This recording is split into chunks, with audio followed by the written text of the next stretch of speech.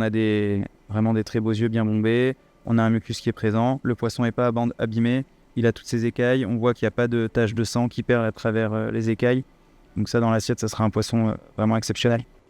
Quand Romain parle de poisson, tout son amour et son savoir-faire transpirent de ses mots. Ce virtuose de la poissonnerie, passionné depuis son plus jeune âge par la mer, fait d'ailleurs partie des artisans les plus primés de sa profession. Aujourd'hui, s'il fait partie des meilleurs, c'est aussi parce qu'il choisit avec grande minutie sa marchandise. On a un peu tendance à vite oublier toutes ces dates quand la vie passe.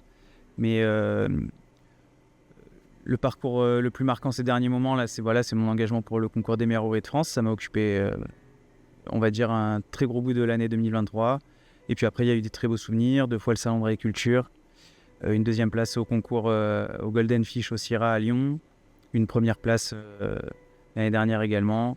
Voilà, un peu partout en France, c'était bien. Ça nous a permis de tous nous rencontrer entre poissonniers, artisans passionnés sur ces événements.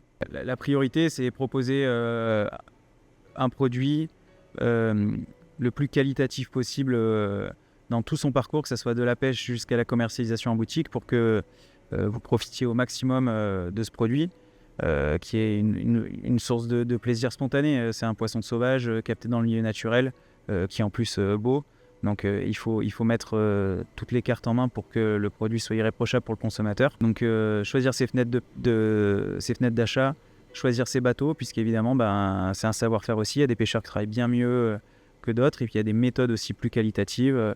Le trimaille, la ligne, on va dire que c'est les méthodes qui vont vous permettre d'avoir les plus beaux produits sortis de l'eau. Ouais. Et pour mettre en valeur ces produits, le maître poissonnier s'est lancé dans la cuisine.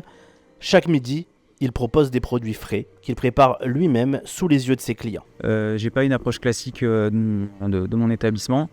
Bien sûr, on vend du poisson, bien sûr, on vend des coquillages, des fruits de mer, des crustacés. Mais on va dire que j'aime bien orienter mon travail quotidien autour de tout ce qui peut se faire dans une boutique telle qu'elle est. On va avoir des poissons maturés, de la charcuterie de poisson. On va faire les plateaux de fruits de mer emportés. Bien entendu, un petit peu de snacking le midi parce que ça nous permet de nous éclater et de changer nos journées avec tous les produits qu'on a et la saisonnalité de la vie de poissonnier. Un poissonnier qui voit son domaine comme un art et qui, s'il a récemment fini sur le podium au concours du meilleur ouvrier de France, compte bien prendre sa revanche en 2026.